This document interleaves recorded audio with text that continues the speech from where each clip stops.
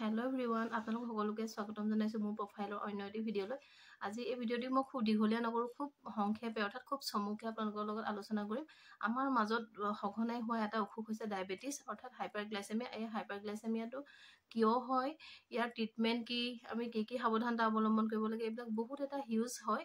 মই কিন্তু চমুকে আপোনালোকৰ লগত আমাৰ কেতিয়াবা কেইটামান চিমটম দেখা যায় প্ৰি ডায়েবেটিকৰ অৰ্থাৎ ডায়েবেটিক হোৱাৰ আগত কিছুমান চিমটম আমাৰ শৰীৰত দেখা দিয়া, সেই চিমটমকেইটা আলোচনা কৰিম। তেতিয়া আপোনালোকো অলপ আগতীয়াকৈ সজাগ হ'ব পাৰিব, কাৰণ ডায়েবেটিছটো বহুত ডেঞ্জাৰ হয়। কাৰণ গম পাই এবাৰ ডায়েবেটিছ যেতিয়া হয় অৰ্থাৎ হাইপাৰগ্লাইচেমিয়া যেতিয়া হয়, ই আৰু কেতিয়াও সম্পূৰ্ণ ভাল নহয়। আমি অৰ্থাৎ চুগাৰ লেভেলটো অৰ্থাৎ গ্লুক'জ লেভেলটো অলপ কণ্ট্ৰলহে কৰিব পাৰিম মেডিকেশ্যন লৈ, ই কিন্তু সম্পূৰ্ণ কেতিয়াও ভাল হৈ নাযায়।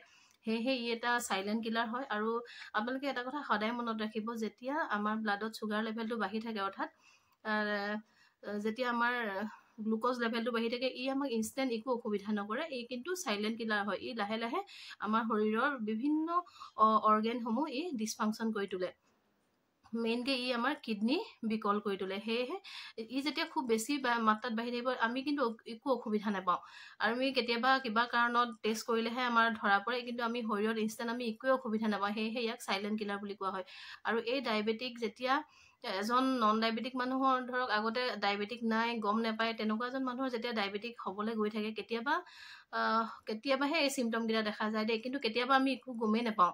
কিন্তু এই চিমটমকেইটা একেলগে 3P বুলি কোৱা হয়, অৰ্থাৎ পলিডিপচিয়া, পলিইউৰিয়া আৰু পলিফেজিয়া। পলিডিপচিয়া মানে হৈছে আমাৰ খুব পিয়াহ লাগে। আমাৰ হঠাৎ আমাৰ সঘনাই আমি পানী খোৱাৰ পাছতো খুব যেতিয়া থাৰ্ষ্টি ফিল হয়, অৰ্থাৎ খুব যেতিয়া পিয়াহ লাগিব, আপুনি গম পাব আমাৰ ইও এটা প্ৰি ডায়েবেটিকৰ চাইন হ'ব পাৰে। আৰু খুব পলিডিপচিয়া যিটো পিয়াহ লগাটো, আৰু পলিফেজিয়াটো হ'লে কি হয়, আমাৰ খুব সঘনাই ভোক লাগিবলৈ আৰম্ভ কৰে। আমি অলপ খোৱাৰ পাছত আকৌ ভোক লাগে। আমাৰ যেতিয়া খুব সঘনাই আমি নৰ্মেলি ধৰক আমি খানা খালোঁ, অলপ সময়ৰ পাছত আমাৰ ভোক নালাগে, অলপ দেৰি লাগে। ঠিক যেতিয়া ডায়েবেটিক কেতিয়াবা হয়, তেতিয়া আমাৰ সঘনাই ভোক লাগিব পাৰে। আৰু এটা চাইন হৈছে পলিইউৰিয়া। আৰু পলিইউৰিয়াত কি হয় জানেনে, আমাৰ সঘনাই পেচাব কৰিব লাগে। আমি ধৰক পেচাব কৰি আহিলোঁ, অলপ সময়ৰ পাছত আকৌ আমাৰ পেচাব কৰিব লাগে। আৰু এই তিনিটাক একেলগে 3P বুলি কোৱা হয়। এইকেইটা ডায়েবেটিকৰ প্ৰি চাইন। আৰু আপোনালোকৰ শৰীৰত যদি কাৰোবাৰ এইকেইটা চাইন দেখা দিয়ে, আপোনালোক তেতিয়াহ'লে সজাগ হওক। আপুনি এই অতি সোনকালে ওচৰৰ স্বাস্থ্য কেন্দ্ৰত গৈ আপোনাৰ ব্লাড চুগাৰটো মনিটৰ কৰক। আজিৰ ভিডিঅ'টো ইমানেই। যদি ভাল লাগে ভিডিঅ'টো শ্বেয়াৰ এটা কৰি দিব।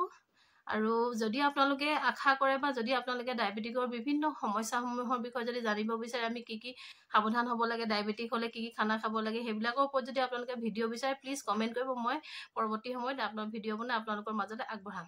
আজিলৈ আহোঁ, ধন্যবাদ, বাই বাই।